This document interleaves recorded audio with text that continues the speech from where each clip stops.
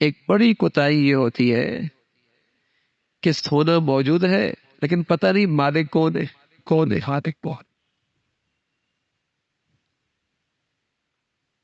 ایک تو وہ سونا ہے جو بچی گھر سے، اماں کے گھر سے لے کے آئی، ظاہر ہے اس کی تو ملکیت ہے۔ ایک وہ سونا ہے جو لڑکے والوں نے اسے دیا اور چڑھایا، اب یہ ملکیت کس کی ہے؟ اب کسی کو نہیں پتا ہوتا۔ نہ بیوی زکات دے رہی ہوتی ہے، نہ شوہر ادا کر۔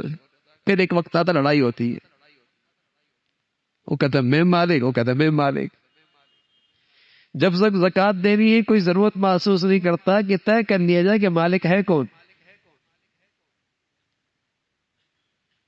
زندگی گزر رہی ہے، اور جب تک زکات نہیں دیتا اس کا مال گندا ہوتا ہے، اس کے زیورات میں نحوست ہوتی ہے، اس کی مالیت میں گندگی آ جاتی ہے۔ زکات ہے ہی اس لیے کہ تاکہ اسے پاک کر دے۔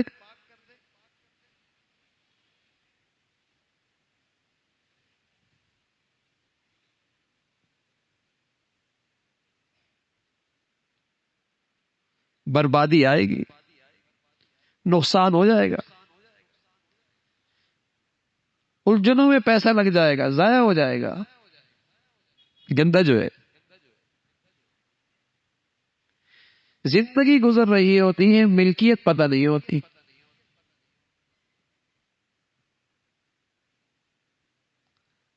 پتہ ہونا چاہیے کہ یہ جو بچی کے پاس، عورت کے پاس سونا زیورات ہیں، اس کا مالک کون ہے؟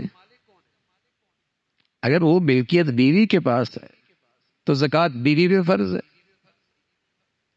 اس کی زکات بیوی کو دینی ہوگی۔ شوہر کے ذمے فرض نہیں، دے دے گا، احسان کرے گا، لیکن دیتے ہوئے بتانا ہوگا، بغیر بتائے زکات کوئی نہیں ادا ہوگی، اس لیے کہ ہر ایز کا فریضہ الگ ہے۔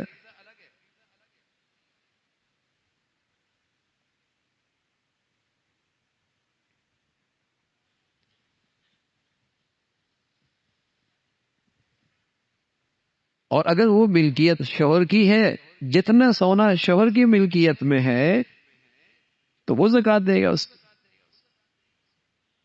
لیکن اگر بیوی کی ملکیت ہے پھر اسے اختیار، پھر اسے شوہر سے پوچھنے کی ضرورت نہیں، جس کو چاہے دے دے، جہاں چاہے خرچ کر دے، جہاں چاہے اس کو استعمال کر دے، اس کی ملکیت ہے ملکیت،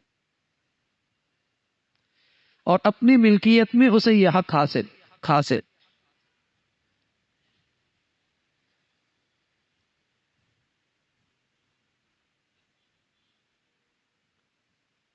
بھئی فرض ہے، کوئی نفل تو ہے نہیں، فریضہ ہے اسلام کا، اور اسلام کے بنیادی ارکان میں سے ہے۔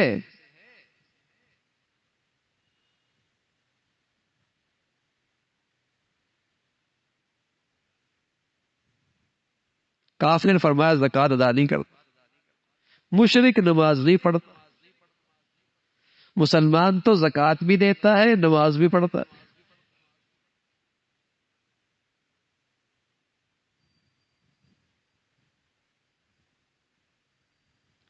تو ایک طبقہ یہ تو جانتا ہے کہ زکات کا فریضہ ہے، لیکن لا علمی اور جہالت ہے، زندگی گزر رہی ہوتی ہے، زکات کا فریضہ صحیح ادا نہیں ہو رہا، اور اس کی نحوست ہوتی ہے، پھر سپوز کہ اتنی سوراخیں کھل جاتی ہے جہاں مال جاتا ہے پتہ ہی نہیں لگتا، اور جب مال سے اللہ کا حق ادا ہو اور اللہ کے بندوں کا حق ادا ہو اور زکوٰۃ کی عبادت ادا ہو تو اللہ اس مال کی حفاظت بھی فرماتے ہیں، محفوظ بھی فرما دیتے ہیں، وہ سوراخیں ساری بند کر دیتے ہیں جہاں یہ مال ضائع ہو رہا تھا، اور برکت اتنی ہو جاتی ہے جو کام ہزاروں میں ہو رہا ہوتا تھا وہ سینکڑوں میں ہو جاتا ہے، پاک جو ہو گیا، صاف جو ہو گیا، مبارک جو ہو گیا،